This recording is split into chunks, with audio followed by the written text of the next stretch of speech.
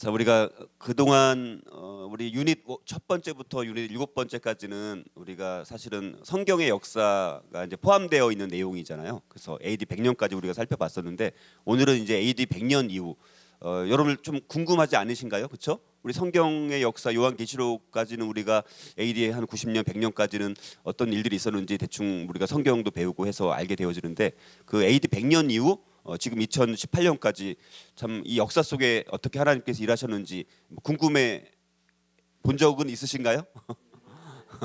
예, 저는 굉장히 궁금했어요, 사실은. 그 사이에 어떤 일들이 있었을까? 우리가 사실 사도행전에 뭐 사도 바울이 나오고 베드로도 나오고 또 수많은 하나님의 사람들이 나오잖아요. 근데 우리가 거기까지만 알고 있지. 그러면 AD 100년 이후에 역사 속에서 어떻게 하나님 앞에 쓰임 받은 사람들이 누가 있었고 어떤 영역에서 하나님의 쓰임 받은 사람들이 있었는지 이런 부분들에 대해서는 우리가 잘 모르고 어느 날 갑자기 우리가 2018년이 돼서 우리가 신앙생활을 하고 있는 그런 생각을 참 많이 해봤습니다. 자, 그러나 하나님께서는 일관적인 연속성을 가지고 역사의 주인 되어 주시고 지금까지 역사를 이끌어 오신 분이 하나님이라는 것, 이제 그것들을 이제 앞으로 이제 교회사와 또 역사, 일반 역사를 함께 살펴보면서 우리가 이제 살펴보게 됩니다. 이제 이번 학기의 마지막 유닛은 이제 교회 박해와 이제 초기 교부 이야기라는 제목으로 우리가 함께 이제 살펴보고 하는데요.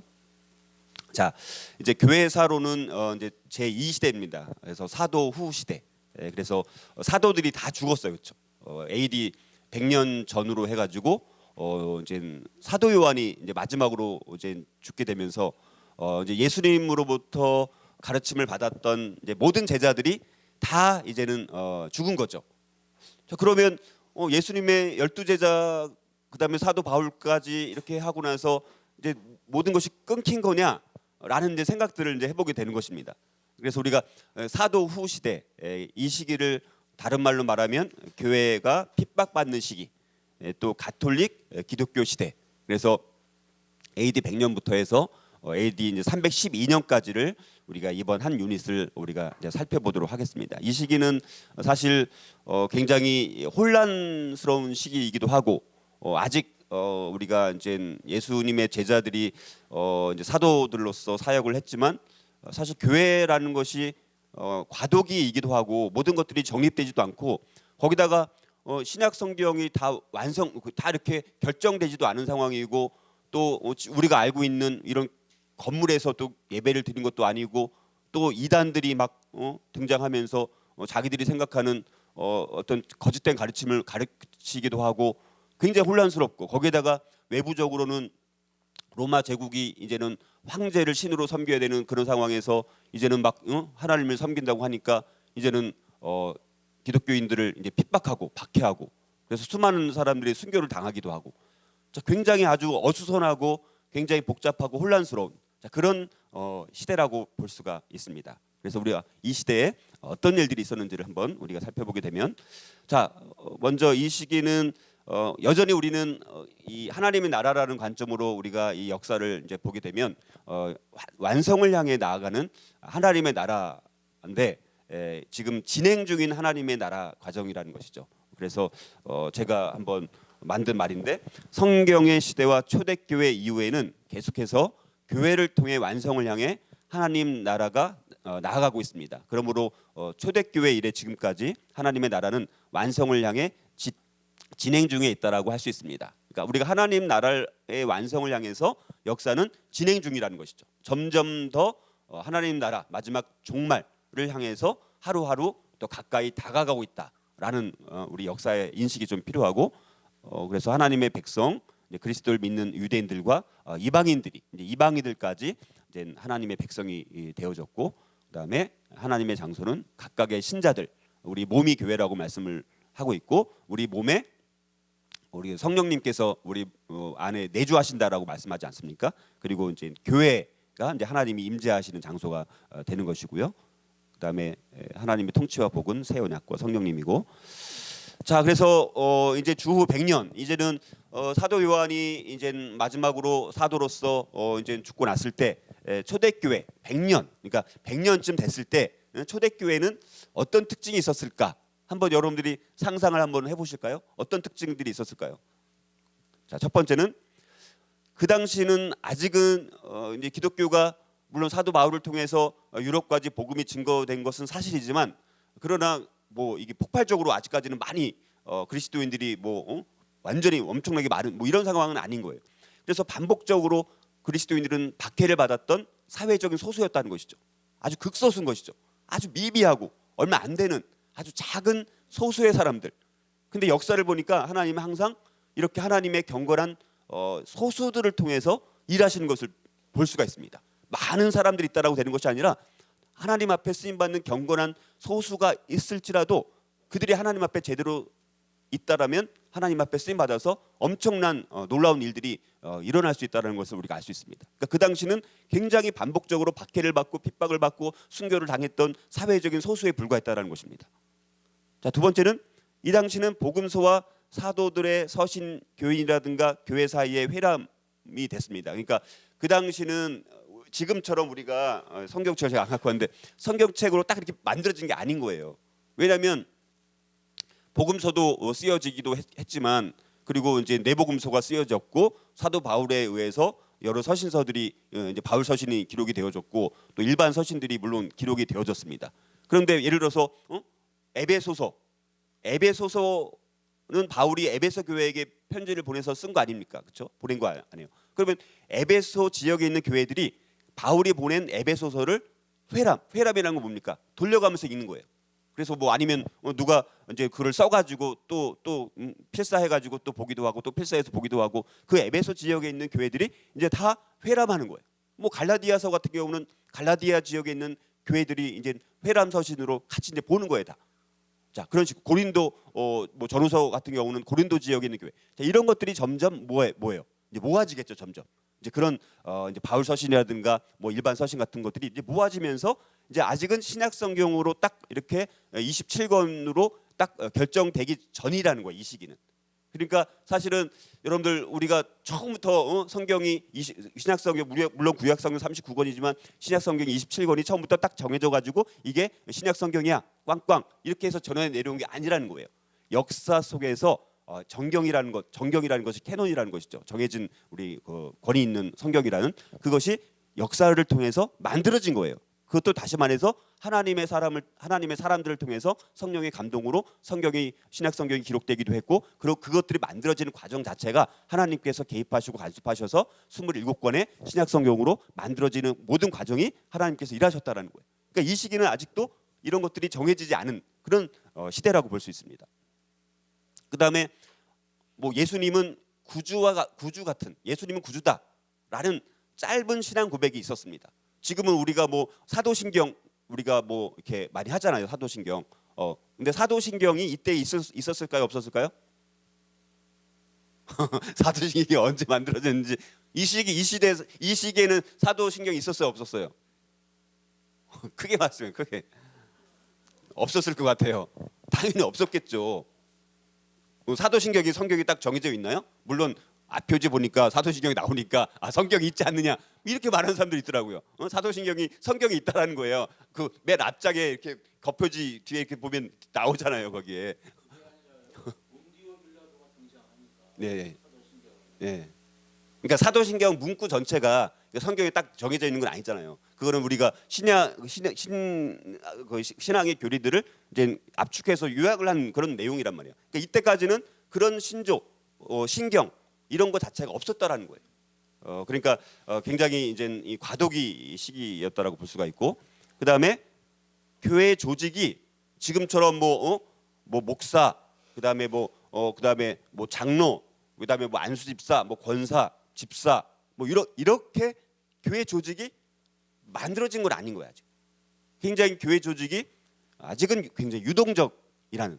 그래서 이런 것들이 이제 점차 장로 직분, 그다음에 또 이제 집사 직분, 이런 식으로 이제 만들어지는 것이 요 시기에 만들어지게 되었다라는 거예요. 자, 그리고 지금 우리가 예배를 앞에 찬양을 하기도 하고 대표기도가 있기도 하고 사도신경을 하기도 하고 또 이제 회개 하는 이런 시간들도 있고 또 말씀 선포하는 시간이 있고 또 이제 또 기도하는 시간이 있고 또 주기도문 하는 시간도 있고 여러 가지 교회들마다 이제 여러 가지 예배 형태가 있지 않습니까? 그러나 이 당시만 해도 합의된 정형화된 예배 형식은 아직 없다라는 거예요. 그러니까 우리처럼 이런 예배는 안 드렸어요. 사실은 그때는 이런 예배당에서 모인 게 아니니까 집에서 모인 거예요. 집에 앉아가지고 둘러 앉아가지고 예배를 드리기도 하고 거기서 누가 기도하고 우리 뭐 찬양을 그때는 뭐 지금처럼 찬송가가 있었어 없어요. 그런 것도 없는 거예요. 그래서 이제 뭐 찬송을 뭐 일부 이제 시편을 이제 통한 뭐 찬양 같은 건 일부는 있었겠죠. 그런 걸 찬양을 하기도 하고 그리고 또 누가 또 말씀을 누구한테 들은 것들을 자기가 뭐 대표로 전하기도 하고 그러니까 지금처럼 이런 예배 형태가 아니었다라는 거예요. 그러니까 상당히 매우 과도기적인 그런 시기라고 이제 볼 수가 있습니다. 자, 이게 큰 우리 주 100년 당시의 초대교회의 특징이라고 볼 수가 있고요. 자, 그래서 이 시기를 크게 보면 이제는 두 가지로 나눠 볼 수 있습니다. 그러니까 이 AD 100년부터 312년까지 313년이 굉장히 중요합니다. 312년, 313년, 313년에 뭐가 있었냐면 뭐가 있었나 혹시 313년에 굉장히 중요한 교회사적인 전환이 되는 사건이 있었는데 밀라노 칙령이라는 밀라노 칙령. 그러니까 AD 100년부터 AD 312년까지는 무슨 시기예요? 교회가 핍박받는 시기잖아요. 근데 313년을 기점으로 핍박받는 것이 어느 정도 이제는 이제 끝나가는 시점이 그래서 이제 312년까지 살펴보는 거예요. 자, 그런데 이 시기를 보니까 박해를 보게 되면 두 가지 이제 측면인 거예요. AD 100년에서 248년 경까지는 국지적인 기독교 박해 시기예요. 국지적인 거 뭐예요? 지역적인 거. 그러니까 로마 제국의 제국 전역에서 핍박을 받는 것이 아니라 어느 지역에서만 이제 핍박을 받는 거예요. 그러니까 아직은 로마 제국 전역의 기독교인들이 다 핍박을 받는 게 아니라 국지적인, 지역적인 그런 핍박을 받은 것이고 249년부터는 이제 로마 제국 전역에 걸쳐서 기독교인들이 핍박을 받는. 그래서 크게 보면 두 시대로 우리가 나눠볼 수가 있습니다. 그래서 먼저 100년부터 248년까지가 국지적인 기독교의 박해 시기라고 볼 수가 있어요. 자, 그래서 우리가 이때는 참 그래도 놀라운 것은 이때 참 기독교가 아주 놀랍게 급속히 확산하고 성장했다라는 사실입니다. 굉장히 역설적인 거예요.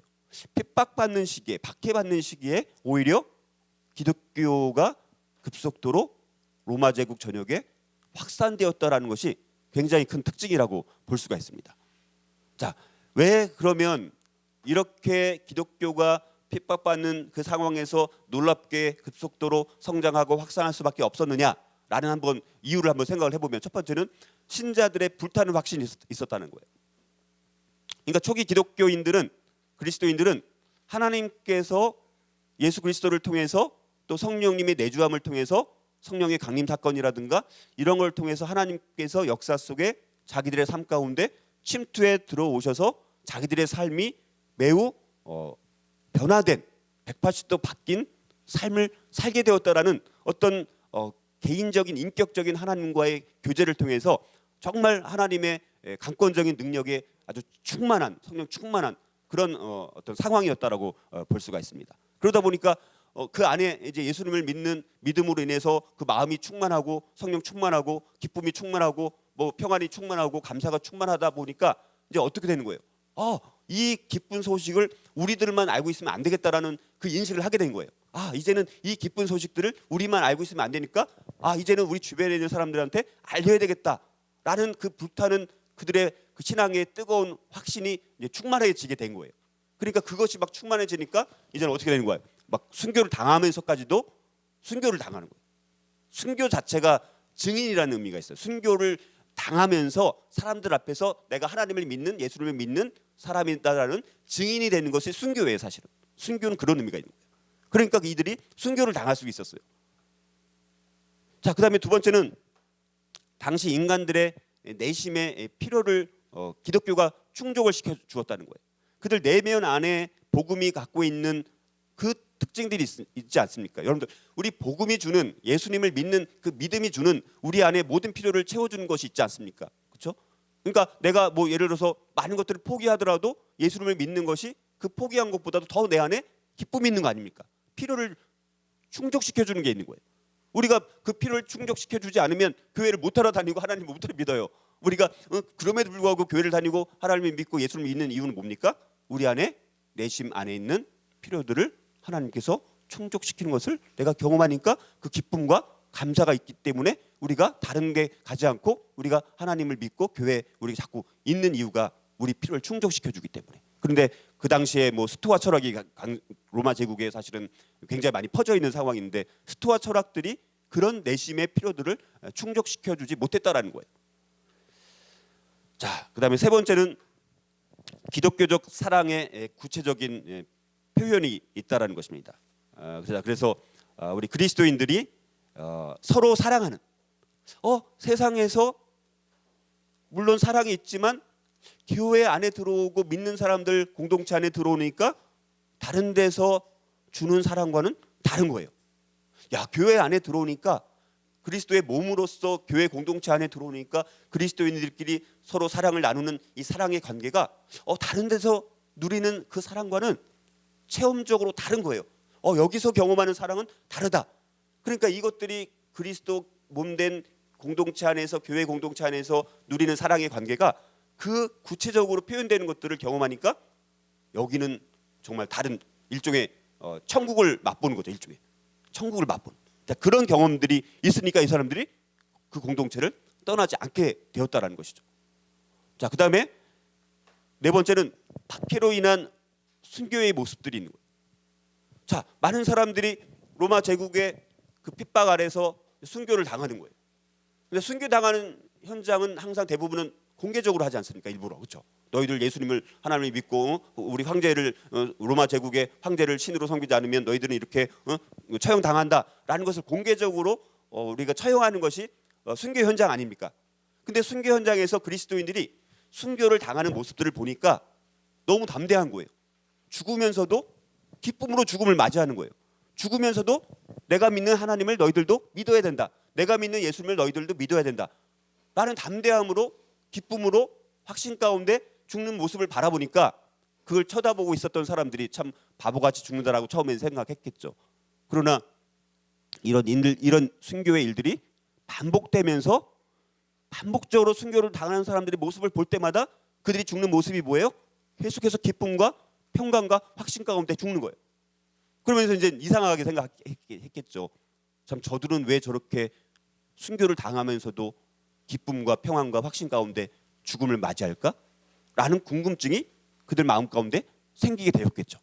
그러면서 어찌됐든 몰래 이제 그런 것들에 대해서 관심 있는 사람들이 있었을 것이고 그것들이 또 복음이 증거되면서 나도 한번 그러면 그 하나님을 한번 믿어봐야 되겠다라는 것들이 이제는 로마 제국 전역에 급속도로 이게 이제 계속해서 퍼져나가게 된 겁니다. 사실 우리가 복음이라는 것은 이런 식으로 확장이 되는 게 굉장히 중요합니다. 결국 우리 그리스도인들의 삶 가운데 초기 그리스도인들이 가졌던 이런 정말 순교를 당하면서까지도 예수님을 부인하지 않고 자기가 불타는 확신으로 복음을 증거하지 않으면 견딜 수 없는 뜨거운 열정들이 정말 충만한 이런 것들이 있을 때 사실은 오늘날도 복음이 증거될 수가 있다는 것이죠. 이것이 바로 우리 100년 그 이후에 우리 교회 공동체 안에서 있었던 일들이 바로 이런 일들이 있었다라는 것입니다. 자, 그래서 이제 100년 AD 한 100년 경이 되었을 때는 기독교가 소아시아부터 해서 뭐 시리아, 마케도니아, 그리스, 로마에 이제는 등장하기 이제 시작을 하게 되어지고요.